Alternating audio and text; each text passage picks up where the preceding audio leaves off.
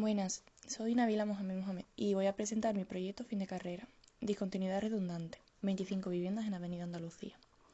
En primer lugar voy a definir la estructura del trabajo, que consta de 6 bloques. Un primer bloque de análisis del lugar, situación e implantación del proyecto. Un segundo bloque que arranca desde el pensamiento del habitar y continúa por la descripción tanto del edificio y su composición como por las viviendas y las tipologías. El bloque C, que abarca toda la planimetría relacionada con el proyecto básico, conteniendo todas las plantas del edificio, las secciones, los alzados y la perspectiva de sonometría. Y los otros últimos bloques D y F, que forman parte del proyecto de ejecución, donde se describen los sistemas estructurales, los de cimentación y contención de tierra, la parte constructiva y por último la parte de instalaciones. El proyecto se ubica en la ciudad de Sevilla, concretamente en la barriada de Avenida Andalucía, que también es conocida como Amate. Se trata de un barrio localizado en una de las salidas de Sevilla, una zona periférica, cuya historia no se remonta a más de los años 20. Comenzó como lugar de alojo para viviendas en forma de chozas durante la Expo del 29 y fue creciendo de manera paulatina hasta que fue tomando forma con los bloques residenciales durante el siglo XX que se construyeron entre la década de los 70 y 80. La zona de intervención se localiza al norte del Parque Amate, limitando con la vía rápida Avenida Andalucía, y se encuentra alineada por una serie de bloques en H de 12 plantas. La zona se encuentra dotada de varios equipamientos comerciales, pero a nivel de barrio. Al este de la parcela se sitúa un punto de encuentro con diferentes locales destinados al ocio y diversión para los vecinos, donde encontramos desde pistas deportivas a espacios para la danza, así como algunos pequeños espacios de juego infantil. Esto favorece la conexión entre los grupos residenciales y uno de los objetivos de este proyecto es optimizar ese punto de encuentro y darle mayor visibilidad desde la zona norte del barrio, ya que actualmente se encuentra algo desolada debido al continuo ruido proveniente de la vía de Avenida Andalucía. Por otro lado, existen varias dotaciones educativas en el contexto del barrio, desde colegios de primaria a institutos y parques infantiles. Y también localizamos diversos puntos religiosos. En cuanto a zonas y espacios verdes, el barrio cuenta con la presencia de un gran parque urbano, conocido como Parque Amate, así como con pequeñas zonas de juego infantiles. Cabe mencionar que la zona que se encuentra al otro lado de la vía Avenida Andalucía se trata de una gran extensión industrial formada por grandes naves comerciales. La relación visual de esa zona industrial desde la parcela es prácticamente inexistente debido al cambio de cota entre Avenida Andalucía y la zona de intervención, siendo aproximadamente de 2 metros. Antes de la reflexión acerca de la implantación del proyecto y después de conocer y analizar el barrio, comienzo a dibujar y buscar elementos que me ayuden a esa reflexión. En primer lugar, elaboro un plano de situación con la parcela localizada, marcando y nombrando los elementos a destacar, y a continuación, mediante perspectivas a mano y collage, se analizan los bloques colindantes que servirán de referencia en esa reflexión. Montajes de la calle Satsuma, Mandarina, así como una sección del terreno para controlar ese cambio de nivel desde la calle Dobla. Comenzando con la búsqueda de la forma del bloque, se llevan a cabo análisis de referencias que ofrece el barrio y su entorno, así como los elementos a valorar. Debido a la localización de la parcela, resulta evidente la continuidad de las alineaciones de los bloques en H, siendo posible la construcción de esa pieza remate frente a la Avenida Andalucía. Asimismo, se busca la alineación no solo en plano horizontal, sino en plano vertical, respecto a las alturas de los edificios colindantes. Uno de los objetivos del edificio es la búsqueda de la continuidad de toda la línea verde que comienza desde el parque vecinal Amate y sigue por las zonas verdes colindantes a los bloques residenciales hasta llegar a nuestra parcela, por lo que el espacio libre desde la parcela se convierte en una pieza de remate verde coronando el barrio frente a la avenida. Antes de llevar a cabo el proceso de proyección, remonto una reflexión acerca del habitar de aquellas personas que formarán parte del nuevo edificio. El proyectar vivienda forma parte de un proceso que afecta a la forma de vivir de la sociedad actual. Cada persona o núcleo familiar tiene su manera de habitar un espacio, pero el vivir en una vivienda proyectada hace que ese espacio esté establecido. Por ello, antes de proyectar es necesario el ejercicio de reflexión acerca de qué tipo de persona va a habitar esos espacios, en este caso vivienda, y cuánto de flexible pueden llegar a ser. En el libro Arquitectura en modo de habitar, Arneu sostiene lo siguiente. Supuesto que el servicio a una función material o simbólica es el propósito de toda arquitectura y que la casa entendida como habitación y como dominio sustancia esa función, nos importa conocer en qué consiste habitar. La primera consecuencia del propósito de habitar no es la habitación, sino el hábito. El habitar crea hábitos y los hábitos constituyen un principio de habitación. Habitar es habituarse. Hábito y habitación juegan así un juego dialéctico. La diversidad de sentidos del hábito ilustra su concepto. Existen 3 nociones de hábito. Es un vestido, un comportamiento, una facilidad. Si analizamos estos conceptos, primero, el hábito es en efecto un vestido, pero no un vestido cualquiera, sino aquel que cada uno usa según su estado. Es un vestido, por consiguiente, representativo y significante de cierta condición u oficio. Como vestido que es, el hábito envuelve el cuerpo y lo atempera, algo que se predica a sí mismo de la habitación envolvente y temperante, con la diferencia de que ésta rodea al yo y la circunstancia. En segundo lugar, otra acepción de hábito indica que es un modo de comportamiento, una pauta de conducta, una acción, y es a esa vida pautada a la que responde con su recinto la habitación. Y en tercer lugar, la arquitectura no solo es disposición, sino que crea además disponibilidad. Parece que el hábito disciplina fin y al cabo, pero sin embargo libera realidad. El proyecto consiste en dotar de viviendas dignas a las personas que vengan de otras partes de la ciudad o personas de núcleos familiares propios de la barriada, resolviendo tipos de viviendas que se adapten a sus necesidades, pero también adaptándose a la morfología del barrio. Se busca la flexibilidad y la variedad de los espacios, tanto del interior de la vivienda como de las zonas comunes, y con ello forma de habitar donde emergen los deseos de cada usuario. Para este proyecto ha sido una de las claves de su desarrollo el análisis tipológico a nivel de barrio, ya que desde esta base se ha desarrollado la idea concepto del proyecto, todo observando los diferentes grupos residenciales existentes y uno de los elementos que más llamaba la atención, que es la fuerte presencia del patio, expresado tanto en viviendas unifamiliares como en los bloques en H. A partir de este análisis tipológico comenzaría el proceso compositivo. Quedémonos con esta imagen esquemática para comprender el proceso compositivo del bloque. Primero, se parte de la pieza colindante y más repetida en el barrio, la pieza unitaria del bloque en H. Segundo, para recrear la presencia del patio, situamos la pieza unitaria anterior en el eje X y en el eje Y. Tercero, se trata de la extracción de ciertas piezas para crear esos patios que se van alternando en cada una de las fachadas y creando de esta manera un nuevo concepto de patio, buscando esa similitud a los patios del bloque en H. En cuarto lugar, debido a las limitaciones urbanísticas respecto a la edificabilidad, la pieza zócalo se comprime y para una mayor facilidad en cuanto a distribución interior de la vivienda, se extrae una única pieza, patio de galería central. También se encajan ambos bloques para formar un bloque unidad.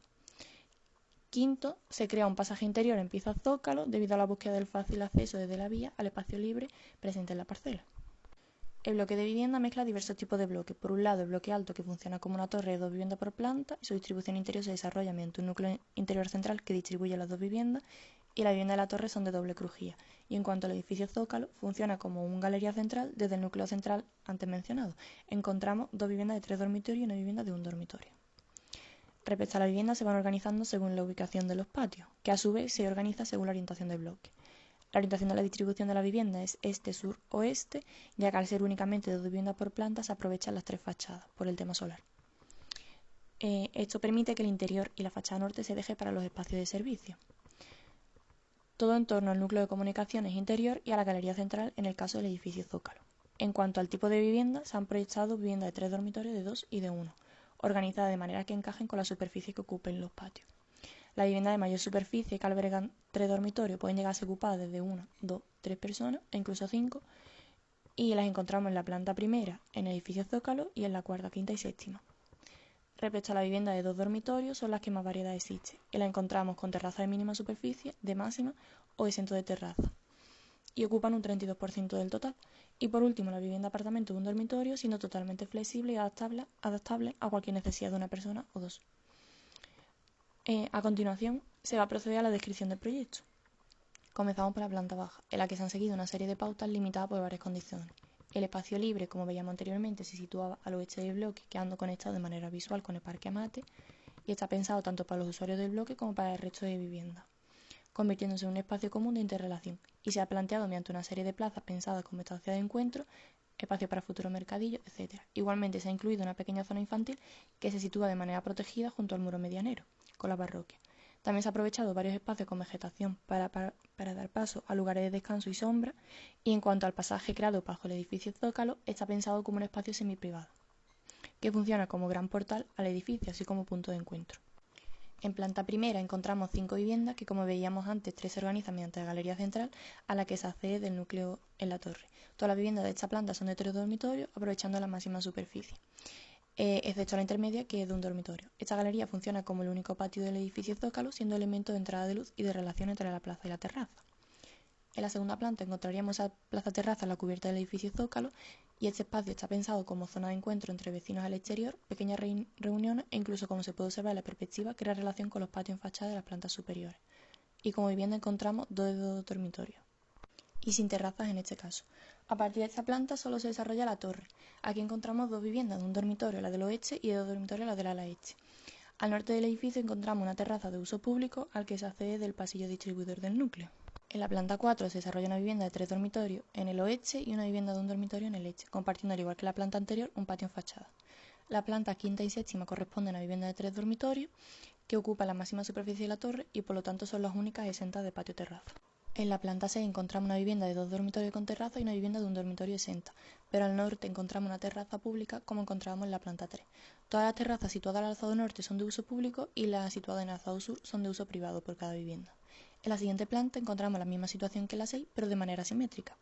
La siguiente sección, que corta desde el núcleo de comunicaciones, muestra esa alternancia de los patios con las viviendas y el desarrollo continuo del edificio Zócalo, con la planta baja. A partir de esta planta, las viviendas están exentas de terraza, pero forman parte de las piezas que crean la sensación de altura en las terrazas inferiores. Y el alzado de la izquierda corresponde a la fachada norte que enfrenta Avenida Andalucía, con esas terrazas de uso público cuyas vistas pueden disfrutar todos los vecinos del bloque. Las dos últimas plantas son análogas y ocupan la mayoría de la superficie, excepto en el alzado norte, que se produce ese vacío de 4 plantas que veíamos en la imagen anterior. Antes de entrar en los bloques pertenecientes a la parte técnica, mediante un esquema desglosado se procede a describir el diseño estructural y constructivo. Se compone de dos partes, por un lado la torre y por otro el zócalo. La torre empezando de interior a exterior, en el centro de la torre se encuentra un núcleo rígido apantallado que funciona para el arrastramiento horizontal de forjado, y de manera perimetral se monta una cuadrícula metálica de vigas y pilares con luces entre vigas y entre plantas no superiores a los 3,5 metros. Esta cuadrícula permite la abolición de pilares en el interior de las viviendas. Los elementos portantes verticales encargados de transferir las cargas gravitatorias verticales en altura necesitan reforzarse para hacer frente al peso de la totalidad del edificio, por la acumulación de cargas de cubierta de cimentación. Por ello, para poder desarrollar los patios y eliminar los pilares en su esquina, se refuerza esta cuadrícula con barras diagonales. La torre y el zócalo se encuentran separadas por una junta estructural, lo que hace que cada estructura funcione de manera independiente uniéndose en cimentación, y la junta estructural es una junta en diapasón, ya que aparece una duplicación de la estructura tanto en pilares como en vigas. Corta el edificio en un plano vertical completo, excepto en cimentación, y tiene una anchura de 20 milímetros. El zócalo se desarrolla mediante un sistema de pórticos metálicos con vigas de primer y segundo orden, y las luces de este sistema varían entre 6 y 7 metros, ya que se adapta a las crujías interiores de la vivienda y del garaje en planta sótano. En cuanto a los forjados, el objetivo es reducir la probabilidad de que el edificio colapse debido a carga de viento o sísmica, y para resistirla se proyecta que los forjados distribuyan la mayor parte de la carga gravitatoria del edificio en los pilares verticales perimetrales, y con el fin de estabilizarlo mediante una precompresión que responda mejor al esfuerzo de tracción que se producen para contrarrestar el momento de vuelco. Esto se logra eliminando todos los pilares interiores y utilizando forjados de grandes luces. Por ello, los forjados son de losa maciza.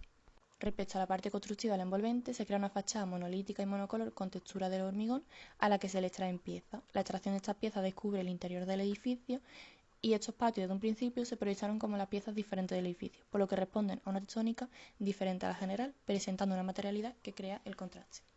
Respecto a las cubiertas, responde de manera similar a la envolvente, y el edificio presenta 3 cubiertas, de las cuales solo una de ellas es transitable y de uso público. Se trata de la cubierta del edificio Zócalo, que conecta con la planta segunda de la torre. Esa cubierta se consideraría transitable ventilada sobre soportes regulables que permite la totalidad horizontalidad del suelo. Y en cuanto a la vegetación, se desarrollarían unos elementos contenedores que funcionan como maceteros. Las otras dos cubiertas se trata de la cubierta de la torre y la del cachillete, que albergaría material de acondicionamiento e instalaciones, y por lo tanto su acceso es exclusivo de mantenimiento. El bloque de vivienda responde a 3 esquemas estructurales. En primer lugar, el que conforma el sótano, el zócalo con luces entre 6 y 7 metros en el eje X y Y, y el que conforma la torre, que presenta luces en menor longitud debido a la cuadrícula perimetral, con luces que no superan los 3,5 metros. El terreno que se encuentra bajo nuestro edificio es considerado de los mejores cortes de la ciudad de Sevilla, que es conocida por terrenos bajos en resistencia, y esto favorece a la hora de proyectar la cimentación. Pero al tratarse de un edificio muy esbelto y de cierta altura, está sometido a fuertes empujes horizontales de viento y acciones sísmicas. Los momentos de vuelco transmitidos a base del edificio dan lugar a fuertes tensiones de borde, una de tracción y otra de compresión, que en cierto terreno deformable pueden producir giros. En este caso el terreno es de resistencia media, pero las cargas son muy fuertes y concentradas en los pilares, que llegan del perímetro de la torre y de las pantallas. Por ello se ha optado por la opción de cimentación profunda con pilote. El tipo de pilote se ha seleccionado principalmente por el tipo de terreno, que en este caso, al tratarse de un terreno granular, se ha recurrido a pilote en barrena. El pilote perforado con barrena continua permite, gracias a una hélice, alcanzar gran profundidad, que en este caso se trataría de la primera capa más compacta de zahorra. Los pilares metálicos de la estructura desembocan en placas de anclaje dimensionadas según la sección del pilar, que van ancladas mediante pernos a los correspondientes encepados. Los elementos que configuran la cimentación del edificio son una losa riostrante donde van embebidos los encepados como elemento horizontal, los fosos de los ascensores, encepado corrido de varios pilotes bajo las pantallas del núcleo, encepado formado por 4 pilotes bajo los pilares duplicados, bajo los muros de sótano, y el muro de sótano perimetral que soporta el empuje del terreno. Dependiendo de los asiles que recibe la cimentación, encontramos encepado con pilotes de 35, 45 y 55 centímetros. Como veíamos en el diseño estructural y en los esquemas, la torre se conforma por una cuadrícula con pilares cada 2, 3 o 3,5 metros de manera perimetral, sin pilares en su interior. Y en el edificio Zócalo se distribuyen los pilares por cada pórtico correspondiente con luces de mayor dimensión, alcanzando los 6 y 7 metros. Respecto a las vigas, la torre se encuentra en las vigas perimetrales pertenecientes a la cuadrícula, las vigas de carga interiores que conectan el sistema perimetral. En el edificio Zócalo encontramos las vigas de primer orden continua tanto en el eje X como en el eje Y y las vigas de segundo orden que van repartiendo las cargas desde las vigas anteriores, debido a las grandes luces. Por último, las pantallas que forman parte del núcleo en forma de U que arrastran de manera horizontal las cargas de viento y sismo de la torre. Respecto a los patios en fachada, se ha reforzado esa parte de la estructura con barras diagonales en torno a ellos, como comentábamos anteriormente, que podemos verlo en la planta 4, la planta 9 y como en el forjado 10. Todos los pilares de la estructura de la torre son HB240, los pilares del edificio Zócalo se van alternando entre HB100 y 220, que va dependiendo de la luz. Las pantallas son de 30 centímetros y el muro de sótano perimetral presenta el mismo espesor. El siguiente bloque engloba toda la justificación descriptiva de los sistemas constructivos que conforman la envolvente del edificio. La fachada se compone de un sistema GRC del tipo Stufframe compuesto por los siguientes productos y materiales. Un panel simple de GRC de dimensiones máximas 1,80 por 6 metros, formado por 3 centímetros de panel cascare GRC y 9 de aislamiento proyectado en lona de roca, una subestructura de bastidores horizontales y verticales de acero cincado, separados cada 60 centímetros, un trasdosado autoportante formado por placa de yeso laminado, y el siguiente detalle constructivo muestra el arranque de estos paneles desde el techo de una de las terrazas. Vemos su anclaje a la estructura metálica por medio de la subestructura de bastidores. El siguiente detalle muestra el encuentro de los paneles con una ventana de carpintería, que el sistema de ventana va anclado a un marco telar formado por 4 perfiles tubulares que a su vez va anclado a la estructura del edificio, que en este caso a las vigas tanto superior como inferior, como se puede ver en el esquema.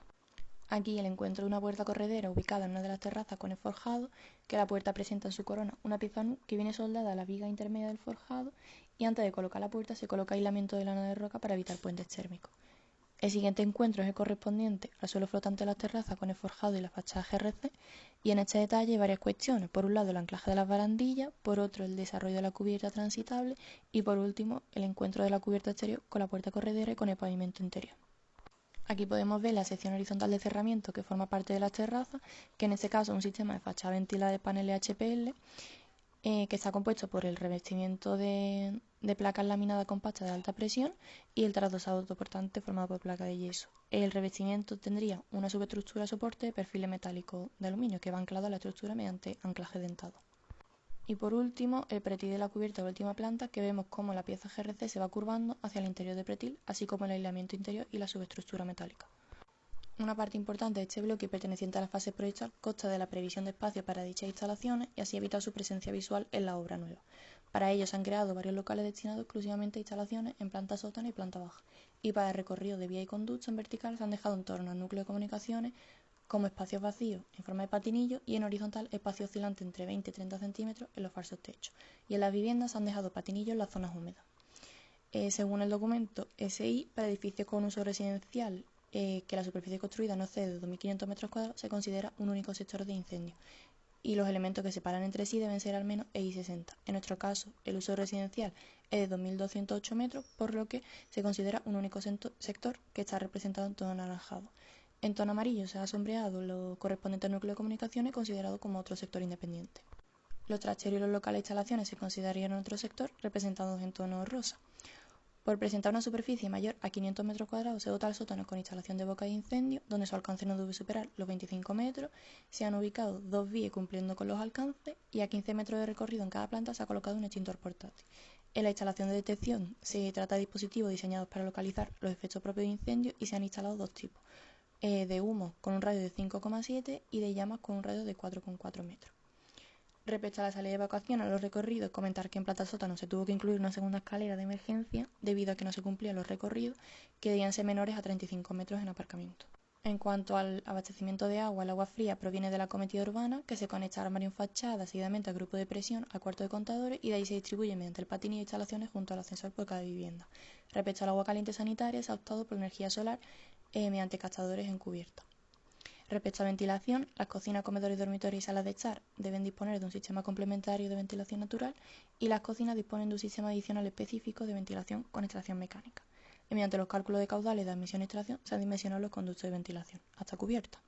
El sistema de climatización elegido ha sido un sistema centralizado y reversible con producción frío-calor mediante una bomba de calor-aire-agua y distribución del agua fría-calor mediante una red de tubería de torno invertido que discurren por los falsos techos de los pasillos hasta las unidades terminales como fan coil. Para las viviendas se ha optado por fan coil, que se complementan con climatizadores de aire primario en el falso techo de los vestíbulos de cada una de las plantas. Toda esta instalación se nutre por el intercambiador y depósito de inercia situado en planta cubierta que recibe la energía aportada por los captadores solares. En cuanto a evacuación de agua, distinguimos la red de aguas pluviales desde cubierta y terraza y la red de aguas residuales provenientes de cocinas y baños. Mediante colectores y bajantes se van distribuyendo por los huecos habilitados para ello en la vivienda hasta planta sótano, donde se ubican las arquetas correspondientes que conducen las aguas residuales hasta la arqueta urbana. Respecto a la instalación eléctrica, el suministro de energía llega en alta tensión de la red de distribución local, estando a cargo de la compañía suministradora de Sevilla. El recorrido de red comienza en planta baja, desde la cometida de la que salen 12 CGP, y la cometida procede de la arqueta de baja tensión más cercana al portal, situada en la calle Satsuma. La CGP se localizará en la línea de edificación y cada CGP da servicio a una línea general de alimentación, que en este caso son dos. Y a su vez, la LGA conecta con la centralización de contadores, que de los contadores se reparte mediante conductos a las derivaciones individuales de las viviendas. Y por último, la instalación de telecomunicaciones, que consta de una canalización inferior, que es una prolongación de la canalización de enlace exterior hasta el RITI, pasando por el registro de enlace. En este caso, una arqueta que se ubica inmediatamente en la entrada del edificio, desde la cual salen hacia el RITI. Y el RITS se ubica en la zona alta del edificio de forma que sea accesible para los sistemas de captación y permita la distribución a las viviendas. Y con esto último terminaría mi presentación. Muchas gracias.